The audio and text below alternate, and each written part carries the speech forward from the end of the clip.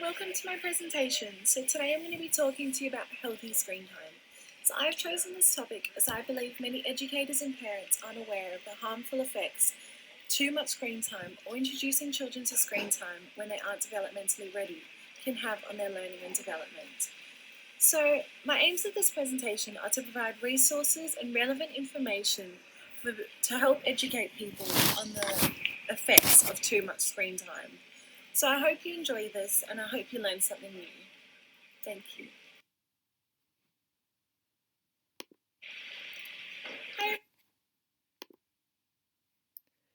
So the content. So in this presentation, I'm going to cover what is screen time, the age recommendations, the effects of too much screen time, what happens when screen time is used effectively, ways to navigate screen time, substitutes, tracking and monitoring screen time, and my portmanteau contents. So what is screen time? Screen time is any time spent in front of any type of screen for entertainment or recreation purposes. Screen time includes watching television, DVDs or movies, playing electronic games or computers, tablets, video game consoles such as PlayStation or Xbox, tablets such as an iPad, handheld electronic devices such as a Nintendo DS or a smartphone, and also includes using the internet. Age recommendations. So the age recommendations are recommended screen time in Australia based on the Australian National Physical Activity and Sedentary Guidelines. So children under 2 years should engage in zero screen time. This includes watching television, electronic media, DVDs, computers, and electronic games. Children aged 2 to 5 years, they should engage in less than 1 hour per day. Children aged 5 to 17 years should engage in less than 2 hours per day. So a child engaging in technology when they aren't developmentally ready will have detrimental effects on all developmental domains and will inhibit their learning. So the effects of too much screen time on a growing child. I believe many educators and parents are unaware of the harmful detrimental effects technology can have on a young child's developing brain. The brain changes and develops based on our experiences, and research shows that the first 3 years of a child's life and the experiences that they're involved in are crucial. It is therefore imperative to recognize that neuroplasticity is an underlying function of learning, and a child engaging in technology when they aren't developmentally ready will have detrimental effects on all developmental domains and will inhibit learning. So, some negative aspects of introducing technology or too much technology, too much screen time on a growing child can cause cognitive systems can become underdeveloped, stunted development of the frontal lobe, sensory overload, stress and anxiety, ADHD, and sleep disorders. Children are more likely to become obese, and children are more likely to exhibit aggressive behaviour. So what happens when technology is used effectively? Technology is used appropriately and effectively when it is integrated into a curriculum to support student learning. ICT should be used as a tool to enhance student engagement and support learning objectives. When used effectively, it can benefit student learning and encourage development. So the key is moderation. When it is used effectively, it can help a child's brain in a fast-paced, technological, advanced world. It can assist the teaching and learning of outcomes, and it can also have educational value. So ways to navigate screen time. So these are 5 tips to help you navigate your child's screen time. So the first one is to make rules about screen time. This includes when and where your child can use their screen. The second one is aim for screen time sessions. So you can do this by using a timer. The third one, get your child moving, especially outside. This can include nature play or running around outside with their friends. The fourth one, avoid screen time before bed. And fifth, be conscious of age appropriateness. So when introducing a new app or television program, it is important to recognize what the age range for that app is. So substitutes, ways to engage and entertain without the screen. So get moving, especially outside. Physical activity is good for your child's physical health, development, and self-confidence. It's great fun too. It is important to encourage your child to play outside several times a day and join in with them to be a good role model. Physical activity includes tummy time, ball play, nature walks, bike rides, playing with friends, and obstacle course play. Second one, play. Play fosters creativity and imagination in children. Play supports a child's healthy learning and development. Play supports all domains of development. Through play, children can develop language and social skills. They learn to communicate with their peers, share, and negotiate. Through play, children learn lots new cognitive skills, including scientific concepts and mathematical concepts. These can include mixing different elements together, such as wet and dry sand, the life cycles of insects, the importance of gravity, and this can occur when playing with a ball, climbing a tree. So play helps children socialize as it develops a strong sense of interdependence, promotes creativity and imagination. So children learn as they play. Most importantly, in play, children learn how to learn. So that is a quote by Fred Donaldson, and I think that quote explains the importance of play very well. Another substitute is to get creative. This can include providing a range of art materials such as paints, textures, crayons, and paper for your child to doodle and to draw. Craft activities such as beading, paper mache, and creating a cubby or a mud kitchen are great ways to encourage creativity in children. And using children's literature to engage and entertain your child.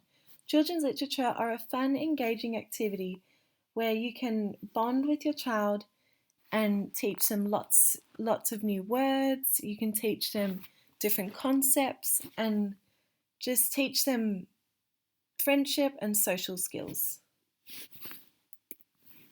So tracking and monitoring screen time.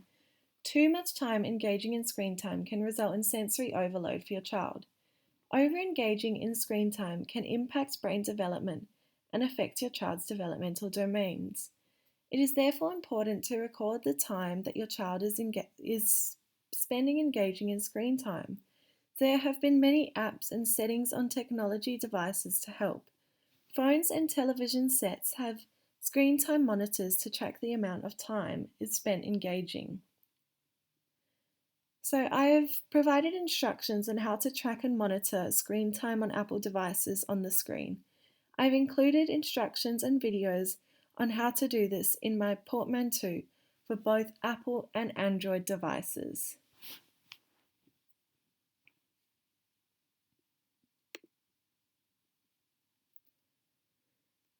Okay, moving on to my portmanteau. So my portmanteau, I have created a website with relevant information and resources. So we've covered most of the content available on the website today in my presentation. So this includes what is screen time, recommendations, the effects, ways to navigate screen time, the substitutes, and I've also included a lot of resources to help parents and educators in supporting their child and the use of screen time that they engage in. So if we click on quality educational programs, it'll bring you to a page where it has good quality educational apps, games, TV shows, and movies for children. So as it says here, it says good quality apps, games, movies, and TV can support your child's learning and encourage positive behaviour. It is important to choose games and apps that encourage your child to be creative, to solve problems, and to develop social skills. It is therefore important to look for TV shows, movies, and videos with positive messages and characters who treat each other respectively. So below I have included educational apps for Apple devices. So educational apps can help your child develop. These can encourage creativity, problem solving, help develop communication skills and social skills.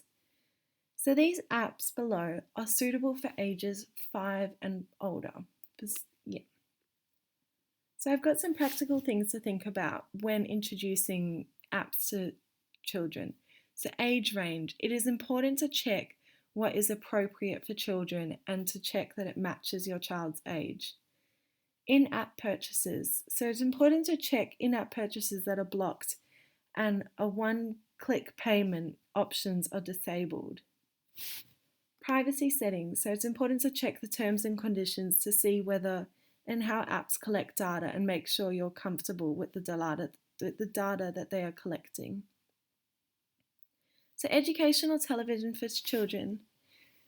So good quality TV programs, movies, and YouTube videos have positive messages that children can learn from. So these include topics involving friendships, family, and life. Educational television for children should inspire and create and encourage creativity in children. They should feature characters with good qualities and who treat others with kindness and respect, and should avoid violent behaviours and actions that are age appropriate.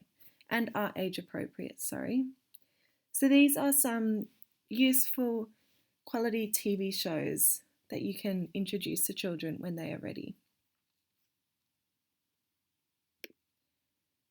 So moving on to tracking and monitoring screen time. So as I said in my PowerPoint, I've included links to help you track your child's screen time on Apple devices and how to track your child's screen time on an Android device. So if we click on one of these, it'll just bring you to a website which has a list of instructions, if it'll load, on how to do this. So as you can see, it's got the instructions down below here.